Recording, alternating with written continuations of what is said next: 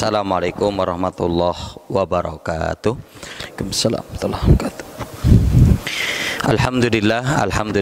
Alhamdulillahi kafa wassalatu wassalam ala nabil mustafa wa ala alihi wa ashabihi wa man wafa.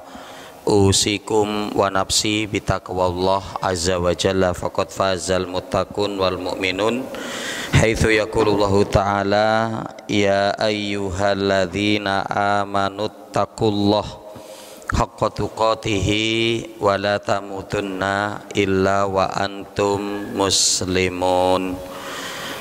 Faqala ya ayyuhalladzina amanu taqullah wa qulu qawlan sadida yuslih lakum a'malakum wa yaghfir lakum dzunubakum wa may yuti'illaha wa rasulahu faqad faza fawzan 'azima. Faqala Rasul sallallahu alaihi wasallam ittaqillaha haitsuma kunta wa adbi sayyi'atal hasanata tamhuha wa khaliqin nas bi khuluqin hasanin.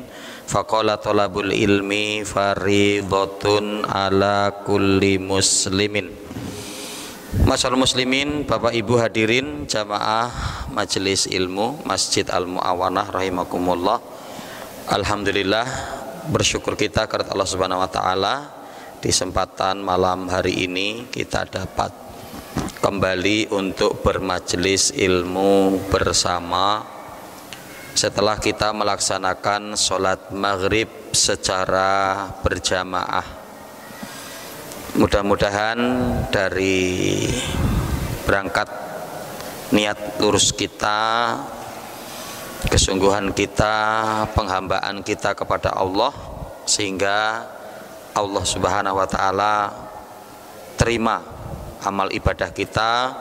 Allah Subhanahu wa taala mudahkan kita untuk istiqomah menapaki jalan kebenaran ini, menapaki jalan ibadah ini.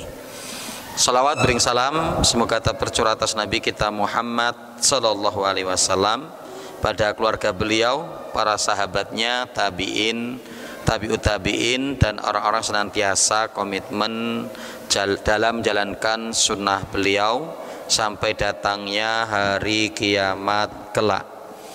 Allahumma la sahla illa ma ja'altahu sahla wa anta taj'alul hazna idza syi'ta sahla.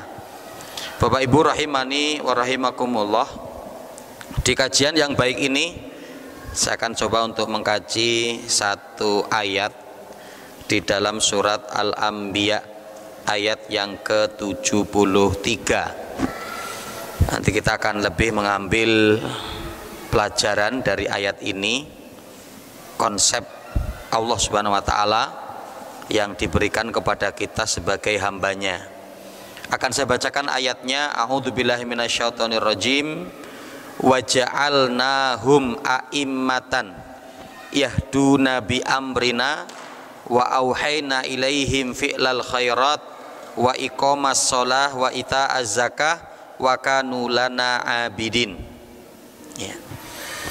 Di mana Allah Subhanahu wa taala menyebutkan wa ja'alnahum a'immatan, dan kami jadikan di antara mereka umat ini, hamba-hamba Allah ini, a'immatan, para pemimpin-pemimpin. Ya. Yahduna bi amrina, yang mereka akan memberi petunjuk untuk urusan kami ini, kata Allah. Jadi untuk urusan din. Wa auhayna ilaihim fi'lal khairat, dan kami wahyukan kepada mereka untuk gemar melakukan amal kebaikan. Wa iqamas shalah wa ita'az zakah, mau menunaikan, menegakkan salat, menunaikan zakat. Wa kanu lana abidin, dan mereka selalu datang kepada kami dalam penghambaan. Mereka selalu datang kepada kami, kata Allah, dalam kondisi seorang hamba. Ya. Bapak Ibu rahimani wa rahimakumullah, ya, ini nanti kita akan mengkaji terkait dengan konsep di dalam Islam ya, konsep di dalam Islam terkait dengan kekuasaan atau terkait dengan kepemimpinan, ya. Dan nanti arahan seorang pemimpin itu harusnya seperti apa, ya.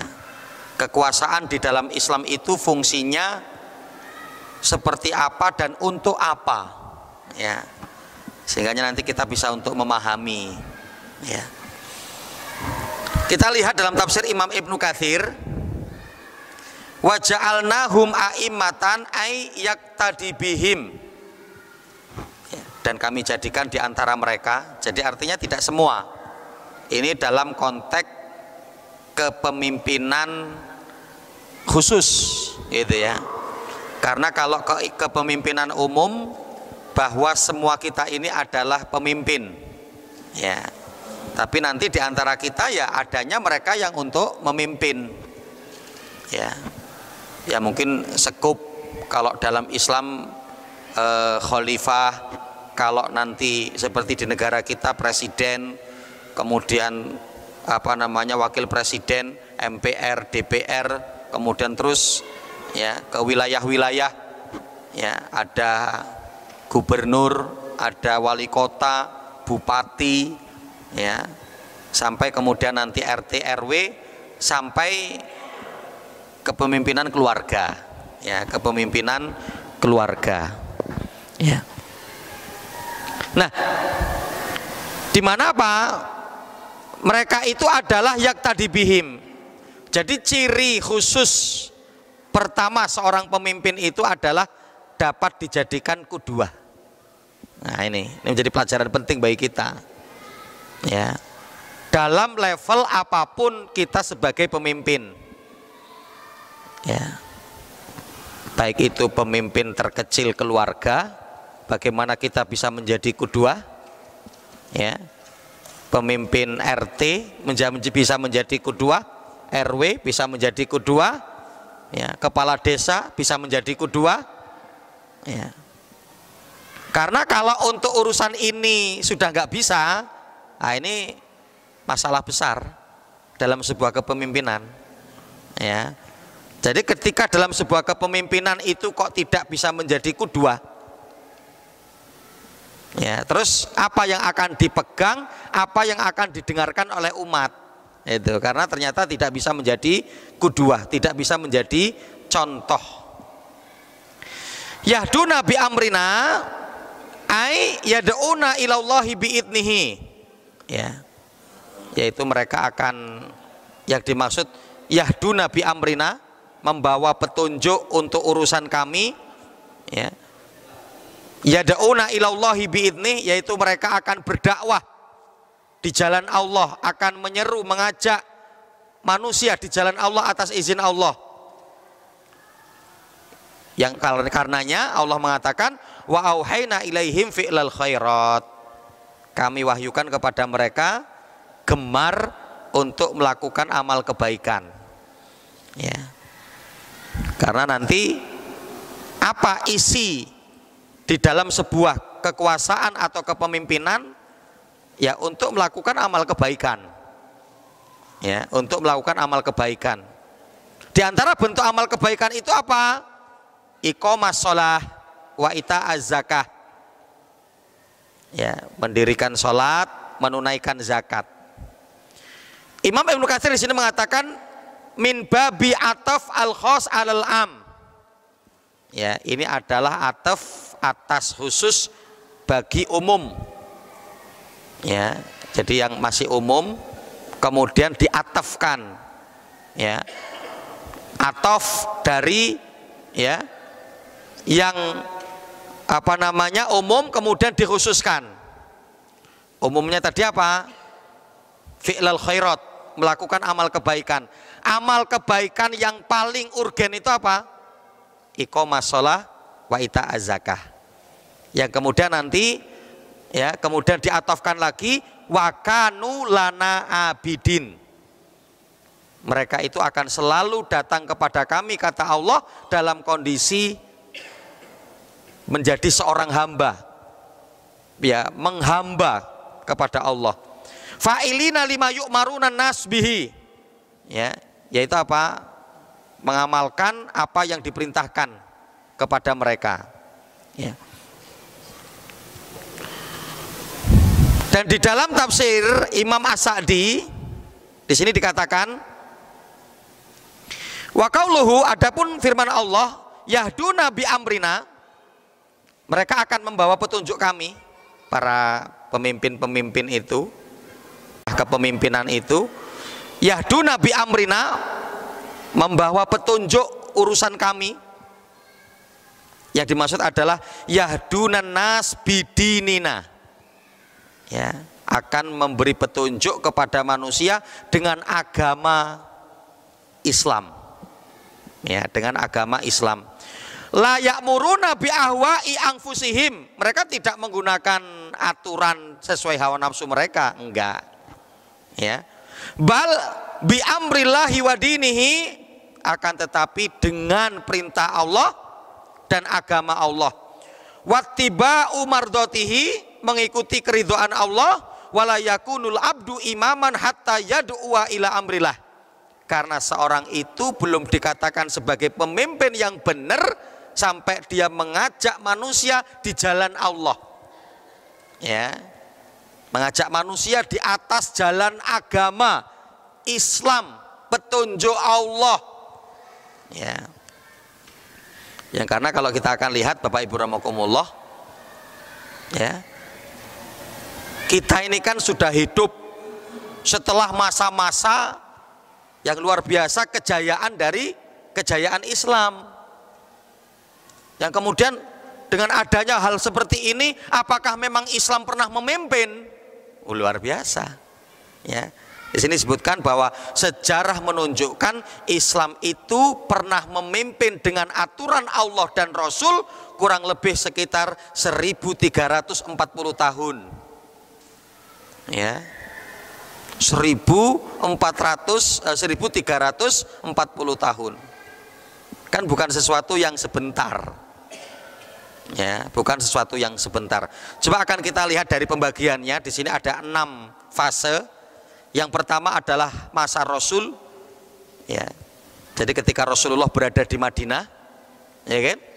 Yang kemudian ketika itu Rasulullah SAW menerapkan daripada, ya, hukum Allah, Al-Quran dan Sunnah, baru di situ bisa ditegakkan negara Islam, ya. Jadi kalau kita akan menghitung ketika Rasulullah sudah berada di Madinah, berarti 10 tahun, ya. Kemudian yang kedua masa Khulafaur Rasyidin, Abu Bakar, Umar, Utsman, Ali, 4 sahabat Nabi, ya, itu kurang lebih sekitar 29 atau sampai 30 tahun. Dan itu pernah diprediksikan oleh Rasulullah, khilafatu ba'di thalasina sanah. Ya, Rasulullah dalam riwayat Imam Tirmidzi mengatakan bahwa kekhilafahan setelahku nanti kurang lebih sekitar 30 tahun. Ya, dan itu sudah diprediksi oleh Rasulullah. Kemudian dinasti Umayyah. Ya, dinasti Umayyah itu dari 41 Hijriah sampai 132 Hijriah, kurang lebih 91 tahun. Ya, dinasti Umayyah, ya, yang diawali dari Muawiyah bin Abi Sufyan. Kemudian dinasti Abbasiyah yang keempat, ya, dari 132 Hijriah sampai 656 Hijriah, kurang lebih memimpin kekuasaan pada waktu itu 524 tahun. Ya, kemudian setelah itu adalah di Jazirah Arab, ya, ada di Hijaz, Yaman, Bahrain, Yamamah, kemudian Aman, ya, itu kurang lebih sekitar 267 tahun. Kemudian terakhir adalah dinasti, ya, Utsmaniyah, ya, atau dinasti Utsmani, itu kurang lebih sekitar 419 tahun, sampai dari 923 Hijriah sampai 1342 Hijriah atau 1924 Masehi. Itulah runtuhnya Turki Utsmani.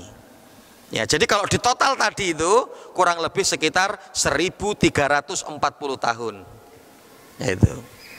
Masya Allah. Jadi ini ternyata, ya, ketika Allah Subhanahu Wa Taala menyebutkan, ya, akan ada dipilih, ya, dari umat Rasul Shallallahu Alaihi Wasallam A'immatan, para pemimpin-pemimpin yang ternyata ini sudah dilakukan di dalam Islam.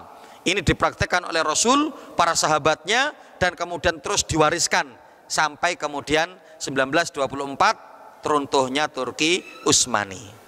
Ya. Nah, jadi ikhwan fillah rahimani wa rahimakumullah. Nah, maka di sini Imam As-Sa'di mengatakan begitu, yahdunan nas bidinina. Mereka akan membawa petunjuk dengan agama kami. Ya.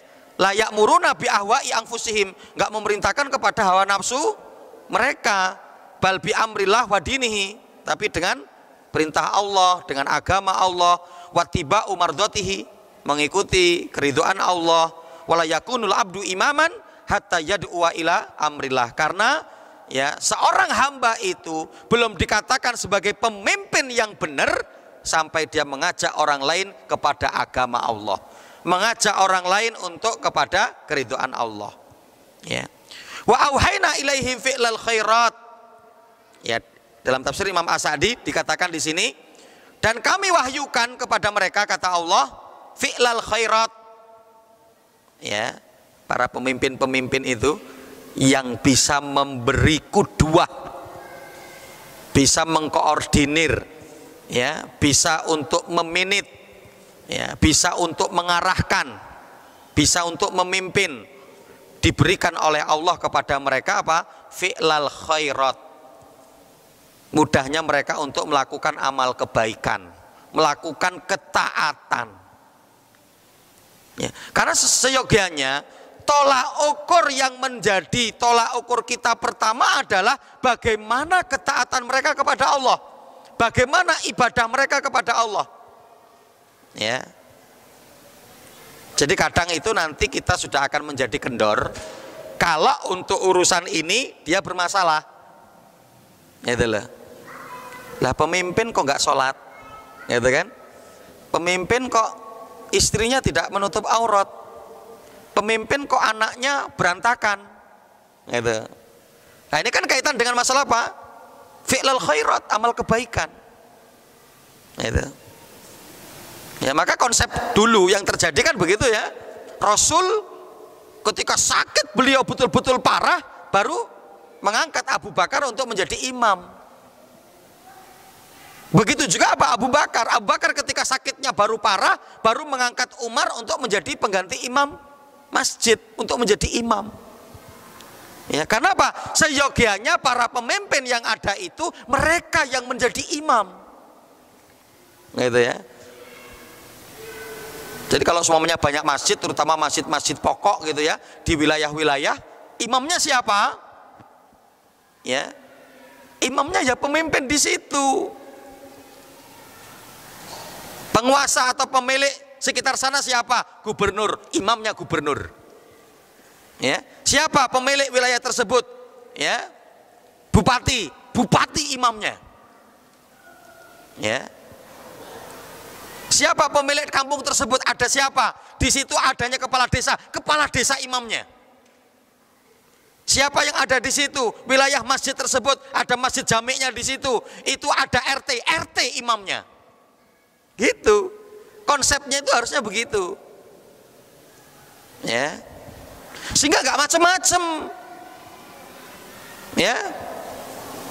Ketika kemudian mau korupsi, minimal malulah imam masjid kok korupsi, gitu kan? Kenapa hari ini kemudian berani korupsi? Karena nggak dapat amanah ini. Ya. Nah, maka ikhwanu fillah rahimani wa rahimakumullah, ya. Jadi yang menjadi fokus pertama itu adalah mereka dalam beramal solehnya. Ya. Ketika amal soleh mereka baik, maka mereka bisa menjadi kuduah. Ya, bisa menjadi kuduah. Di sini Imam As-Sa'di menjelaskan yaf'alunaha wa yad'una nas ilaiha. Ya. Mereka mengerjakan daripada amal kebaikan itu dan mengajak manusia untuk melakukan amal kebaikan itu. Mengajak manusia untuk sholat, mengajak manusia untuk menunaikan zakat, mengajak manusia untuk gemar bersedekah, mengajak manusia untuk agar para wanitanya menutup aurat, agar berbuat jujur, agar berbuat adil. Kan begitu ya. Wa hadza samilun li jami'il khairat kulliha. Ini adalah mencakup semua kebaikan. Min hukukillah wa hukukil ibad. Baik itu kaitan dengan hak Allah maupun hak manusia. Ya, Masya Allah. Jadi adanya kepemimpinan di dalam Islam, adanya kekuasaan di dalam Islam, itu adalah untuk menegakkan kebenaran, untuk melakukan amal kebaikan, untuk menjalankan hak manusia dan hak manusia kepada Allah. Itu tujuannya. Ya, itu tujuannya. Ya. Maka ikhwan fillah rahimani wa rahimakumullah, sehingga ketika di dalam Islam pun ada konsep a'immah, pemimpin-pemimpin. Adanya konsep mereka yang untuk memegang kekuasaan. Ya, untuk apa daripada kekuasaan itu? Untuk kesejahteraan rakyat, baik secara duniawi dan keselamatan ukhrawi. Itu tujuannya. Ya, itu tujuannya. Jadi, lah sekarang tujuannya untuk apa? Itu. Ya, agar di mana apa? Umat ini mereka bisa melakukan atau beramal dengan amal kebaikan, melakukan ketaatan kepada Allah dengan benar. Ya. Yang kemudian apa? Dengan ketika benar itu, maka mereka pun akan selamat dalam kehidupan keseharian mereka, kehidupan mereka di dunia, dan mereka mendapatkan ridho Allah. Karena apa yang mereka lakukan itu adalah juga untuk membangun negeri akhirat mereka. Masya Allah. Inilah yang kita cari dalam hidup. Dunia bahagia, di akhirat kemudian masuk surga. Dan ini ternyata konsep kekuasaan di dalam Islam. Konsep kekuasaan dalam Islam itu untuk hal ini. Maka diantaranya apa? Fokus kekuasaan Islam itu adalah menjaga doruriyatul khoms, menjaga 5 hal penting, menjaga 5 hal pokok. Yang pertama adalah hifdzuddin. Ya. Jadi dengan adanya kepemimpinan dalam Islam, adanya kekuasaan dalam Islam, itu untuk apa? Untuk melindungi agama. Agar apa? Islam ini tidak diganggu oleh orang-orang yang berada di luar Islam. Islam ini mulia, al-islamu ya'lu wa la yu'la alaih. Islam itu tinggi, gak ada yang lebih tinggi dari Islam.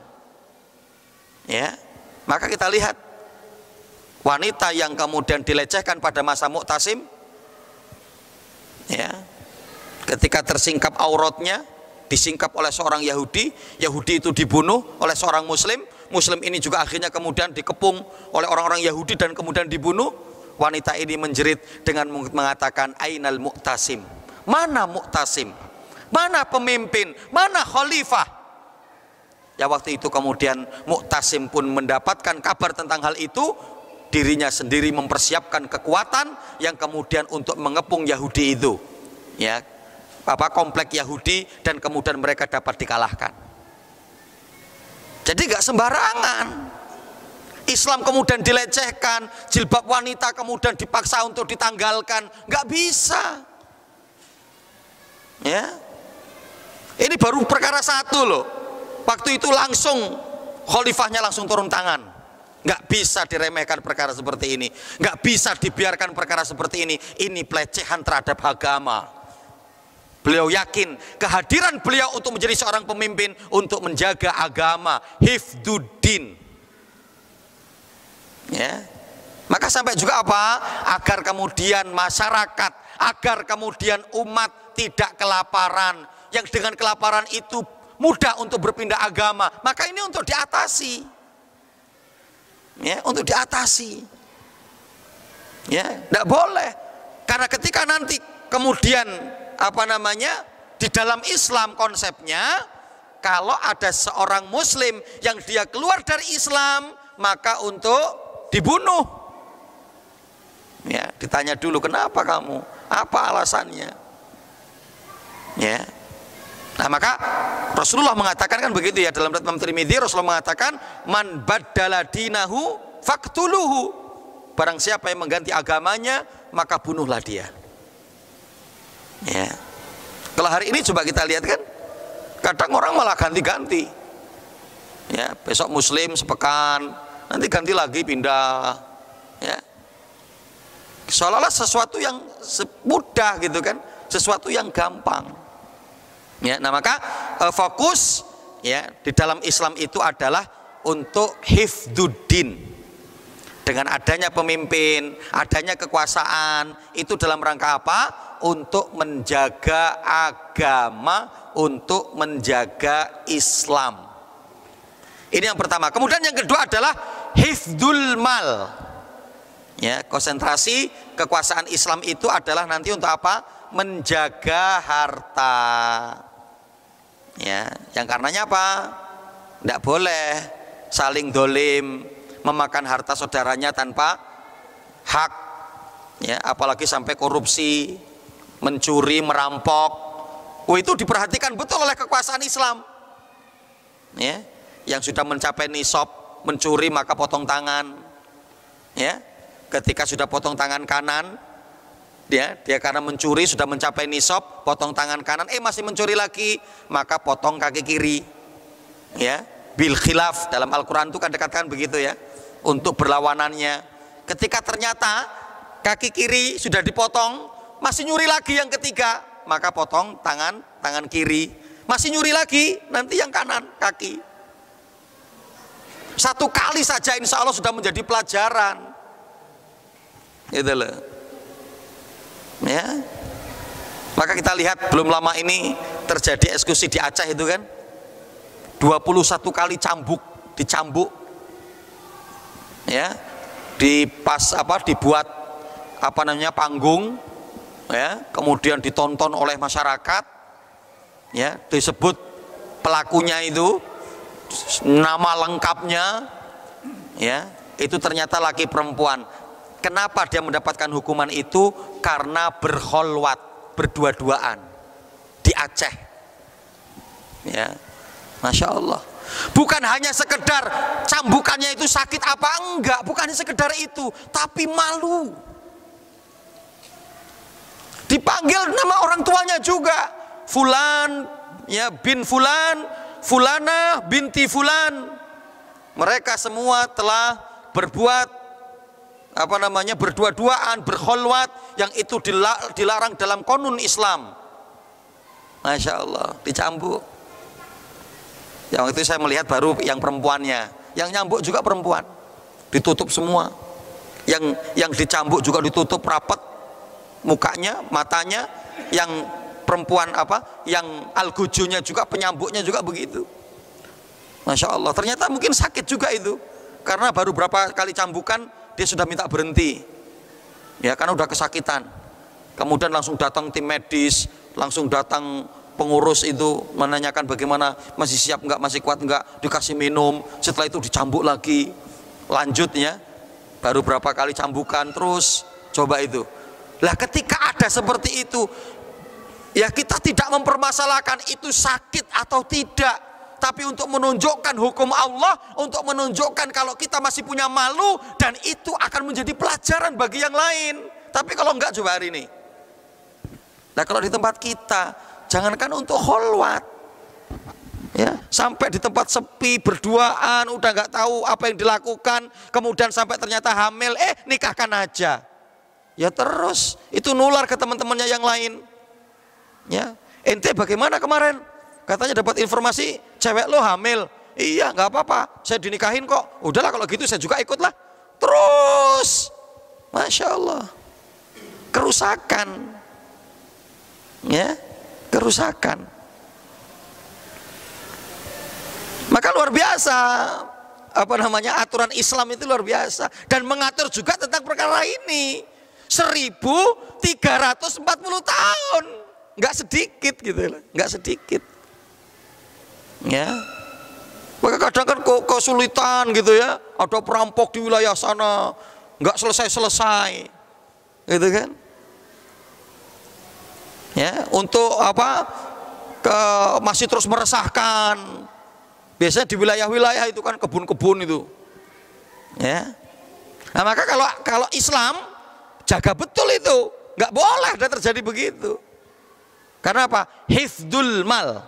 Di antara konsep konsentrasinya ketika ada pemerintah Islam, ada kekuasaan Islam adalah untuk hifdzul mal, menjaga harta umat, ya, menjaga harta umat, ya.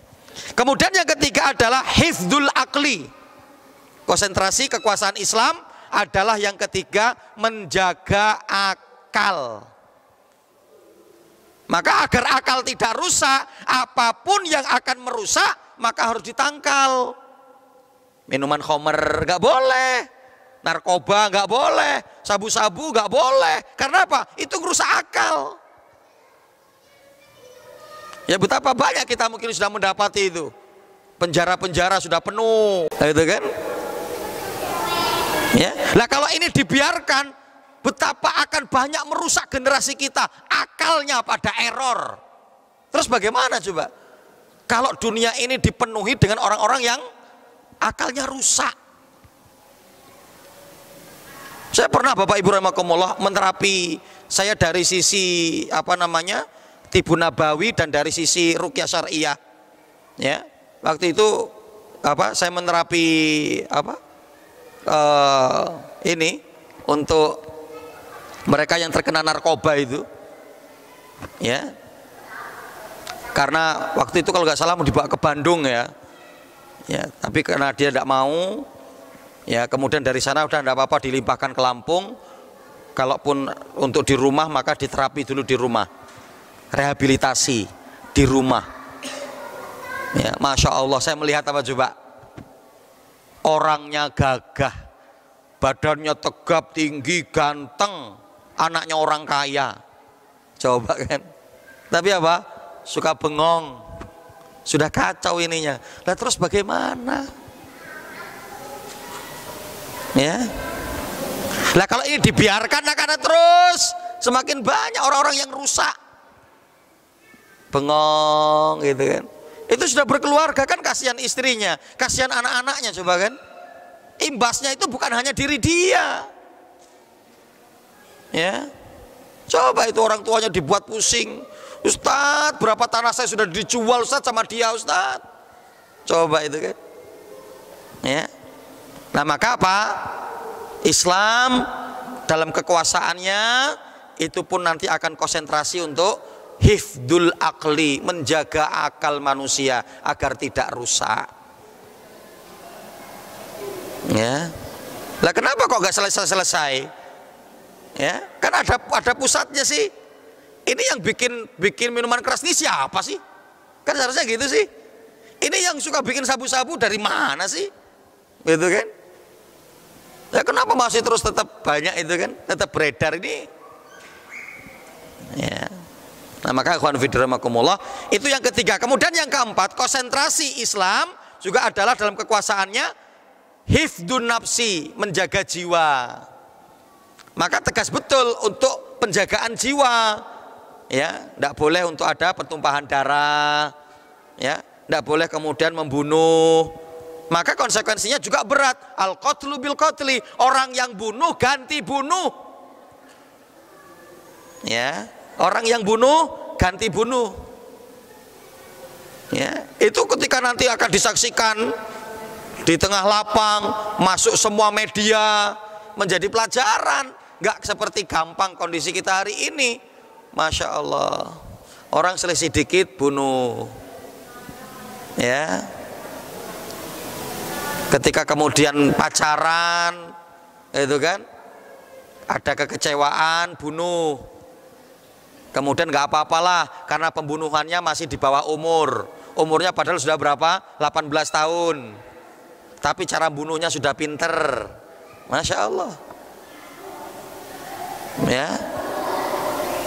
Kita lihat dari ini, maka di mana bahwa aturan Islam itu adalah ya hifdzun nafsi, menjaga jiwa. Tidak boleh, maka sampai Rasulullah dalam riwayat Muslim mengatakan begitu, li ziwali dunya ahwanu indallahi min qatli rajulil mu'min. hancurnya alam semesta itu lebih ringan di sisi Allah daripada ketika ada jiwa mukmin yang melayang. Maka dijaga betul, jiwa ini dijaga betul.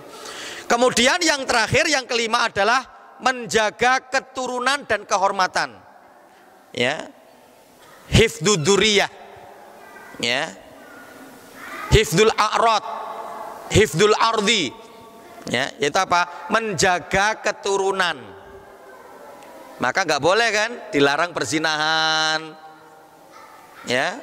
Maka kalau seperti di Aceh itu yang akan mengantarkan kepada zina dilarang, kholwat dilarang, karena kholwat itu berdua-duaan, berpacaran, komunikasi yang tidak halal, ya, itu akan membawa kepada perzinahan.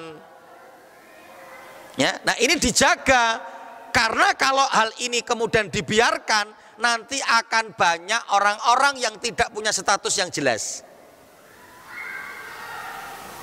yang sampai kebelabasan. Beberapa laki-laki sampai kemudian dia hamil, coba bingung kalau sudah hamil digugurkan berdosa, ya kan?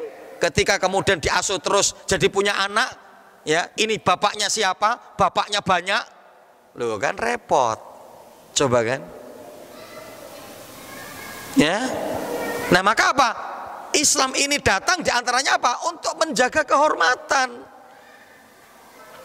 Wala taqrabu zina innahu kana fahisata wa sa'a sabila. Jangan sekali-kali kalian mendekati zina, karena zina itu adalah merupakan sebuluk-buruk jalan, merupakan perbuatan yang keji. Ya, nah ini masya Allah, semakin ya banyak kita mendapati di tengah-tengah umat yang kemudian adanya ketidakjelasan dan mengandung satu hukum tersendiri loh, ya kan? Anak hasil zina, itu kan, anak hasil zina itu nggak bisa dinisbatkan kepada bapaknya. Anak hasil zina itu tidak bisa mewarisi dan tidak bisa diwarisi.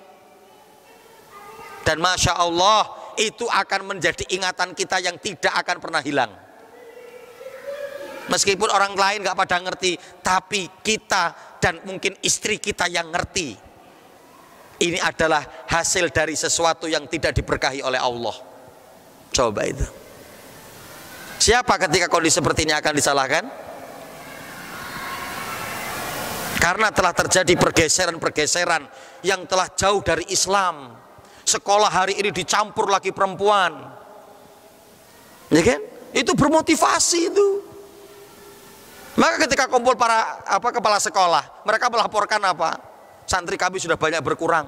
Masa pandemi, masa daring, mereka akhirnya pada banyak untuk memilih menikah saja. Ya, kenapa belajar kelompoknya, belajar bersamanya, ternyata ditambah-tambah dengan yang lain-lain. Namanya sudah dewasa untuk gerombolan-gerombolan, ya macam-macam.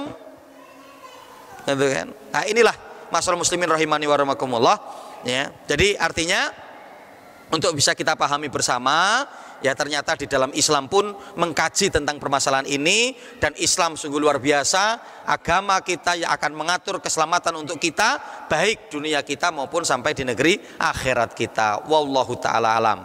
Sampai di sini mungkin ada berapa menit ke depan, kalau ada hal yang perlu ditanyakan, fadhol silakan mungkin. Wassalatu wassalamu ala Rasulillah wa ala alihi wa sahbihi wa man walah, amma ba'. Kenapa di dalam Al-Qur'an kita selalu mendapati bahwa kata sholat itu dengan kata mendirikan, ya, wa yuqimuna sholah, atau ya iqamus sholah, wa ita'iz zakah dan seterusnya, ya. Tapi tidak menggunakan kata mengerjakan, yang bisa mungkin mengerjakan itu bahasa Arabnya dengan kata wa ya'malun, wa ya'maluna sholah, atau wa yaf'aluna sholah. Nah nanti untuk terkait dengan hal ini ada sebuah jawaban yang dijelaskan oleh Imam Ibnu Katsir.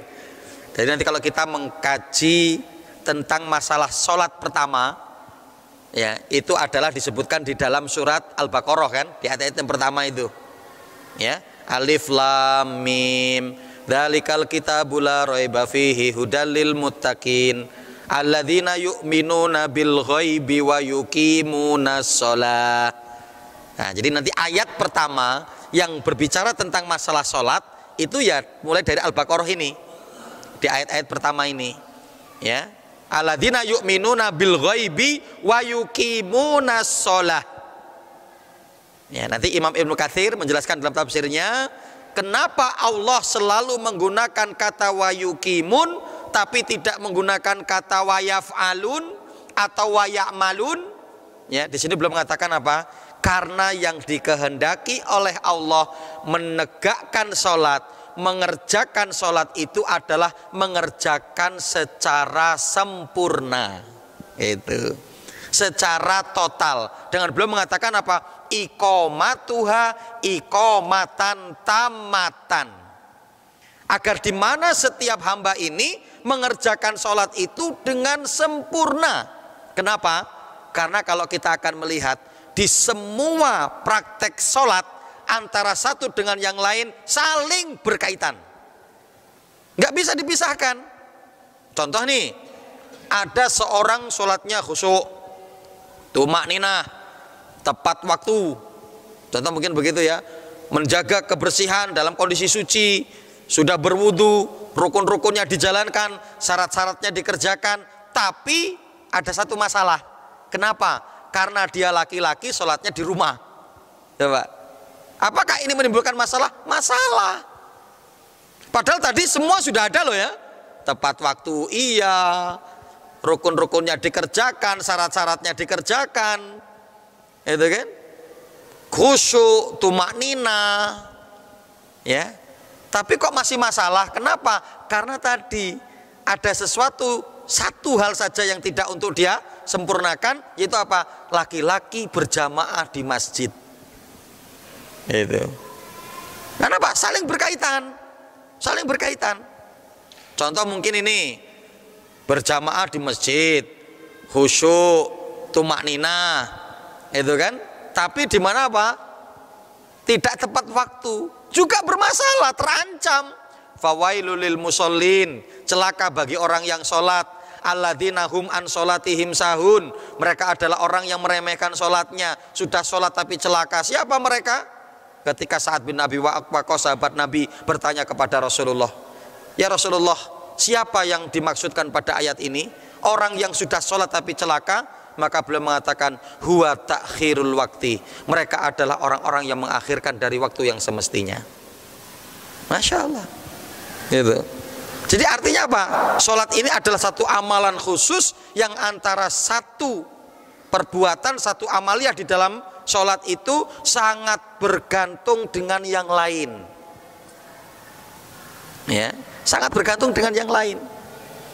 Yang karenanya Bapak Ibu rahimakumullah, seyogianya ancaman hadis ataupun ancaman ayat Al-Quran bagi orang-orang yang mengakhirkan waktu sholat dari waktu yang semestinya itu nggak berlaku bagi laki-laki, tapi apa? Itu lebih ditujukan untuk para wanita. Kenapa? Yang akan lebih cenderung banyak mengakhirkan dari waktu yang semestinya itu perempuan. Kenapa? Karena mereka nggak mesti jamaah, ya kan? Kalau laki-laki itu selalu menjaga jamaah di masjid, saya yakin nggak akan mengakhirkan dari waktu yang semestinya, itu kan? Karena kan nggak mungkin toh di masjid itu adzan zuhur jam 12. Setelah adzan selesai, muadzin mengumumkan, Bapak-bapak, insya Allah sholat kita nanti jam 2. Nggak ada kan? Paling cuma selesai 5 menit, 10 menit sholat, gitu kan? Kenapa kok ada laki-laki mengulur-ngulur waktu dari waktunya? Karena pasti dia nggak berjamaah di masjid, ya.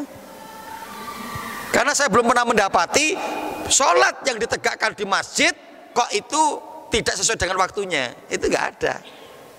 Ya. Nah, maka akan terkait dengan hal-hal yang seperti itu. Bahkan Bapak Ibu rahimakumullah, terutama kita bagi laki-laki, semua kita sudah benar. Coba itu ya, semua sudah benar. Ya, rukun-rukunnya dijaga, syarat-syaratnya dijaga, kehusuannya dijaga, ketumakninahannya dijaga, tepat waktu, berjamaah di masjid. Akan menjadi masalah kalau ketika kita sholat ternyata mata kaki kita tertutup dengan sarung kita.